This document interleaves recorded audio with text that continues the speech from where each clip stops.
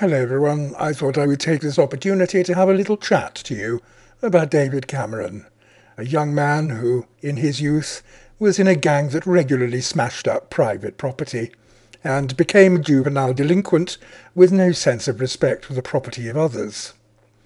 He seems to have fallen into a somewhat bad crowd. For instance, there's Michael Gove, whose wet-lipped rage was palpable on Newsnight last night.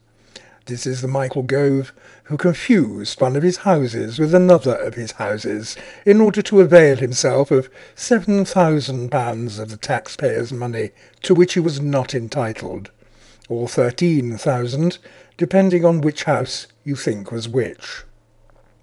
Or Hazel Blears, who was interviewed in full bristling peahen mode for almost all of last night. She once forgot which house she lived in, and benefited to the tune of £18,000. At the time, she said it would take her reputation years to recover. Unfortunately not. But of course, this is different. This is just understandable confusion over the rules of how many houses you're meant to have as an MP. This doesn't show the naked greed of people stealing plasma tellies. Unless, of course, you're Gerald Kaufman, who broke parliamentary rules to get £8,000 worth of 40-inch flat-screen Bang & Olufsen TV out of the taxpayer. Or Ed Vasey, who got £2,000 in antique furniture delivered to the wrong address, which is fortunate, because had that been the address they were intended for, that would have been fraud. Or Jeremy Hunt, who broke the rules to the tune of almost £20,000 on one property and £2,000 on another. But it's all right, because he agreed to pay back half of the money. Not the full amount. It would be absurd to expect him to pay back the entire sum that he took, and to which he was not entitled. No, we'll settle for half. And as in any other field, what might have been considered embezzlement of £22,000 is overlooked. We know, after all, that David Cameron likes to give people second chances. Fortunately, we have the Met Police to look after us. We'll ignore the fact that 2 of its senior officers have had to resign in the last 6 weeks amid suspicions of widespread corruption within the force. We'll ignore Andy Hayman, who went for champagne dinners with those he was meant to be investigating and then joined the company on leaving the Met. Of course, there are parts of society that are not just broken, they are sick, riddled with disease from top to bottom. Just let me be clear about this. It's a good phrase, one that I looted from every sentence your son utters, just as he looted it from Tony Blair.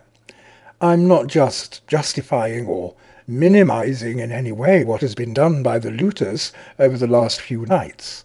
What I am doing, however, is expressing shock and dismay that Cameron and his friends feel themselves in any way to be guardians of morality in this country.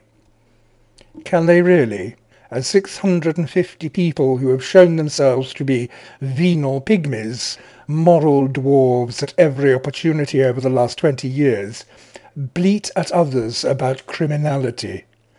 Those who decided that when they broke the rules they themselves set, they, on the whole, wouldn't face the consequences of their actions.